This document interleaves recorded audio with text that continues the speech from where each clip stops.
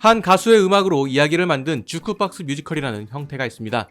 대표적인 뮤지컬로 아바의 음악으로 구성된 맘마미아, 김광석의 음악으로 구성된 그날들, 이문세의 음악으로 구성된 광화문 연가가 있습니다.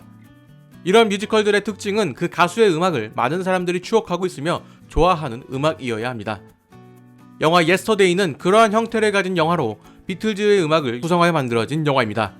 특히나 영화의 각본을 쓴 리처드 커티스는 영화 비틀즈 8days work에서 자신이 비틀즈의 상당한 팬임을 밝히기도 했습니다. 그런 만큼 이 영화는 비틀즈에 대한 애정이 느껴짐과 동시에 영화를 제작한 워킹 타이틀이 보여주는 따뜻한 느낌이 물씬 풍기는 음악 영화로 만들어졌습니다. 비틀즈는 전 세계적으로 유명한 뮤지션이며 많은 음악에 영향을 끼친 대단한 밴드입니다. 뿐만 아니라 그들에게는 음악 외적으로도 많은 사연을 가지고 있으며 그러한 사연들이 음악에 잘 녹아 있었기 때문에 비틀즈의 음악은 아직까지도 많은 관심을 받고 있습니다. 그런 비틀즈가 세상에서 없는 존재가 된다면 이 세상은 어떻게 될 것인가에 대한 상상은 많은 사람들의 관심을 끌기에 충분한 소재라고 생각합니다. 영화 세상에서 고양이가 사라진다면 이라는 영화에서는 자신이 아끼던 하나의 존재가 사라진다면 세상은 어떻게 바뀔 것인가에 대한 이야기를 보여주고 있습니다. 이 영화는 고양이라는 존재가 사라지는 것은 누군가에게는 고양이라는 하나의 동물이 사라지는 행위이겠지만 고양이에게 동물 이상의 기억과 추억을 가진 인물에게는 그 일이 너무나도 슬픈 일이 될 것이라는 이야기를 보여주고 있습니다. 아름다운 그 추억을 나눌 존재가 없다는 것과 동시에 그 기억을 자신만 가지고 있다는 것은 참 슬픈 일이라는 것을 이야기하고 있습니다. 주인공 잭과 엘리는 비틀즈에 대한 이야기를 나누기도 했습니다. 잭이 그랬던 것처럼 비틀즈의 노래 가사 일부를 인용하여 대화를 하기도 하고 엘리가 잭의 재능을 발견하는 순간도 제2의 비틀즈라 불리던 오아시스의 원더위를 부르던 잭의 모습을 본 뒤였습니다. 그만큼 두 사람 사이에도 비틀즈는 연관성이 있다는 것을 영화는 은연중에 보여주고 있었던 것이죠. 하지만 비틀즈라는 밴드를 잭 혼자만 기억하게 되면서 그들의 음악에 대해서 이야기할 사람들이 사라집니다. 비틀즈라는 하나의 밴드에 몇 개의 노래들이 사라진 것이지만 세상은 완전히 바뀐 것 같은 느낌이 드는 이유가 이렇습니다. 다르게 생각하면 그것이 새로운 기회가 될 수도 있을 것입니다. 명작이나 명반을 처음 접했을 때의 희열은 말로 표현하지 못할 것입니다. 그 희열을 느낀 사람이라면 그 희열을 다시 느끼기 위해서 그들의 음악을 찾거나 다른 음악들을 찾으려고 할 것입니다. 이 영화가 보여주려는 것도 그러한 것이 포함되어 있습니다. 영화는 마치 비틀즈라는 밴드가 있는데 이들의 음악이 아주 좋아, 너희들도 한번 들어봐 라고 이야기한 것 같습니다. 그만큼 이 이야기를 만든 사람들이 비틀즈에 대한 애정이 깊다는 것을 영화 속에서도 느낄 수 있습니다. 영화는 가사가 있는 음악을 꺼려합니다. 노래의 가사가 영화의 의미를 해칠 수도 있다는 이유가 가장 크게 작용하며 되도록이면 자제하는 모습을 보이곤 합니다. 그럼에도 가사가 들어가 있는 음악을 쓰는 이유는 가사의 내용이 아주 잘 맞기 때문이겠죠. 보헤미안 랩소디의 경우 저작권 문제로 가사의 번역이 이루어지지 않을 예정이었지만 영화를 번역한 황석희 번역가와 20세기 폭스 한국지사의 노력으로 번역하여 상영할 수 있게 되었습니다. 덕분에 한국 관객들 또한 영화에 등장하는 노래의 가사를 통해서 영화 속 주인공인 프레디 머큐리의 상황을 더욱 이해하게 되었습니다. 이는 보헤미안 랩소디가 적절한 상황에서 적절한 음악을 사용했다고 볼 수도 있지만 그 이전에 프레디 머큐리라는 인물이 가사에 자신의 상황을 잘 녹여내었기 때문이라고 생각합니다. 영화를 보기 전까지 프레디 머큐리의 자세한 이야기를 몰랐던 관객들에게 이 노래의 가사는 다소 뜬구름 잡는 이야기로 느껴졌을 수도 있습니다. 하지만 그의 사연을 알게 되고 그의 노래 가사를 다시 알게 된다면 가사의 내용이 그의 상황과 완전히 동일시하게 되어서 이전과는 다른 의미를 가지게 되는 것이죠. 이는 창작자 본인의 이야기를 담은 것이 아니라 100% 새롭게 창작한 상황이더라도 비슷하게 작용된다고 생각합니다. 창작자가 자신의 이야기가 아니라고는 하지만 창작자는 무의식 중에 자신의 이야기나 경험을 창작물에 투영하기도 합니다. 그렇기 때문에 하나의 창작물을 완전히 이해하기 위해서는 창작자에 대해서 알아야 한다는 이야기까지 하게도 되는 것이죠. 이러한 이야기는 보헤미안 랩소디뿐만 아니라 음악이 소재가 되는 영화에게 모두 포함되는 이야기입니다.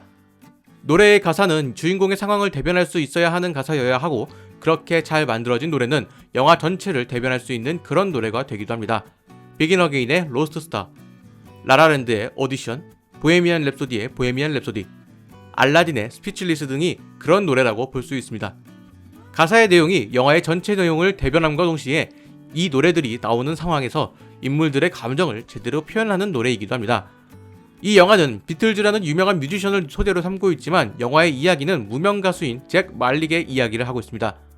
비틀즈의 음악이 등장하는 것도 중요하지만 주인공인 잭 말린의 감정과 상황을 대변할 수 있는 노래들이 적절하게 등장해야 한다는 숙제를 가지고 있습니다.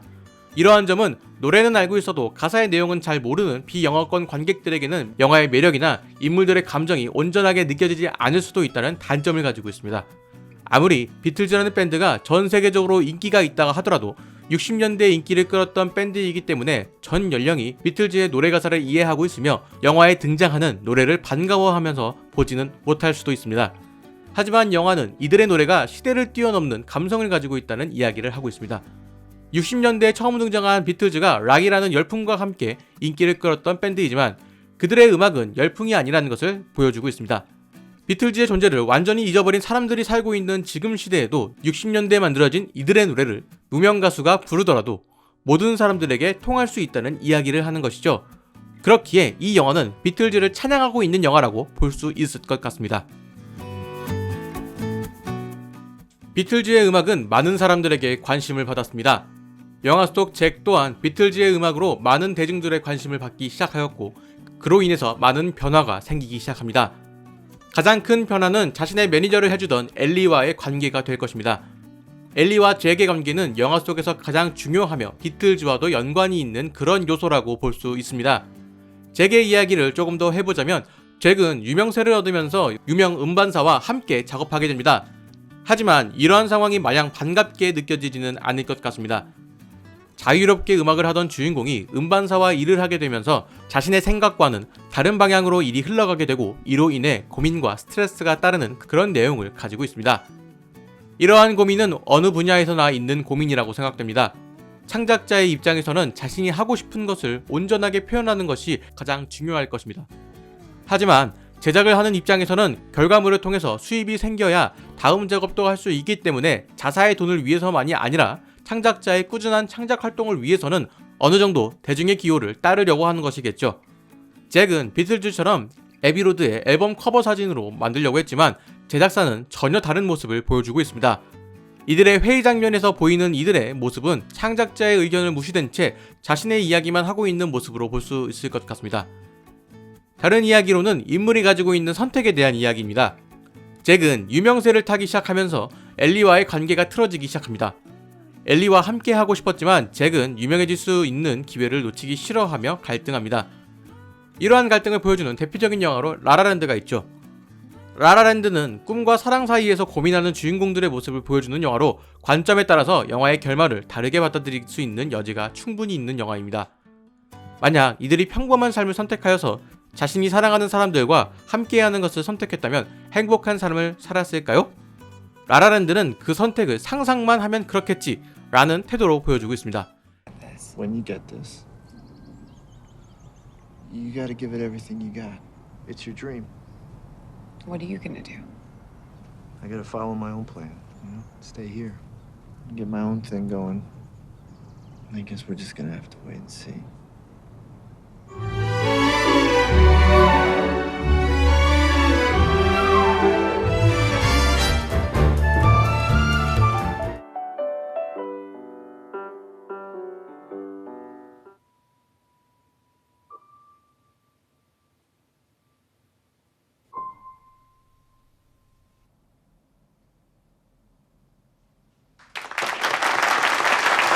예스터데이는 그와 조금 다른 관점으로 보고 있는 것 같습니다. 그 관점은 어느 하나의 결말을 내리는 것보다는 비범하기 위해서는 평범함을 버려야 한다는 이야기를 보여주는 것 같습니다. 영화의 후반에 잭이 만나게 되는 한 인물과의 이야기를 통해서 어느 정도 알 수 있는 대목입니다. 이러한 이야기는 과거 비틀즈의 상황과도 상당 부분 겹치는 부분이 존재하고 있습니다. 비틀즈 멤버들의 불화와 존 레논의 이야기가 떠오르지 않을 수가 없습니다. 영화 또한 이러한 부분을 어느 정도 반영하여 제작하였다고 생각합니다. 그리고 이러한 이야기를 워킹 타이틀만의 감성으로 풀어낸 영화라고 볼 수 있습니다. 저 또한 영화를 보면서 실제 이야기와 많은 부분이 오버랩 되었습니다. 만약 비틀즈가 유명해지지 않았다면 비틀즈의 멤버들 또한 다른 삶을 살고 있을 것이라고 영화는 상상해 보았던 것 같습니다. 예스터데이는 비틀즈의 노래로 비틀즈의 이야기를 하는 영화로 보였습니다. 잭 말릭이라는 무명 가수를 통해서 비틀즈의 노래들이 알려지는 과정에서 잭이 느끼는 감정이나 상황들은 비틀즈가 겪었던 상황과 비슷한 상황들이었을 것이라고 추측해볼 수 있습니다. 영화를 통해서 비틀즈의 음악을 들을 수 있다는 것은 좋은 일입니다. 하지만 원곡이 그대로 쓰이지 않고 잭을 연기한 히메시 파텔이라는 배우의 목소리로 노래를 들을 수 있습니다. 물론 뛰어난 노래 실력을 가지고 있지만 원곡을 들을 수 없다는 점은 아쉬웠습니다. 이 영화는 워킹 타이틀이라는 제작사에서 만들었다는 것을 확실하게 알 수 있는 특유의 개성을 가지고 있습니다. 데니 보일 감독이 제작 초기부터 참여한 것이 아니라 감독의 색이 선명한 영화는 아닐 것입니다. 데니 보일이라는 감독보다는 어바웃 타임, 노팅 힐, 러브 액츄얼리를 연출한 리처드 커티스 감독이 시나리오를 쓴 작품이기에 그의 색이 더욱 선명한 영화라고 볼 수 있습니다. 비틀즈의 노래를 이용하여 구성된 스토리지만 그 안에는 비틀즈의 이야기가 포함되어 있는 영화입니다. 때문에 이 영화는 비틀즈에 의한, 비틀즈를 위한 영화라고 할 수 있을 것 같습니다. 비틀즈를 애정하시는 분들에게는 이 영화가 반갑게 느껴질 것입니다.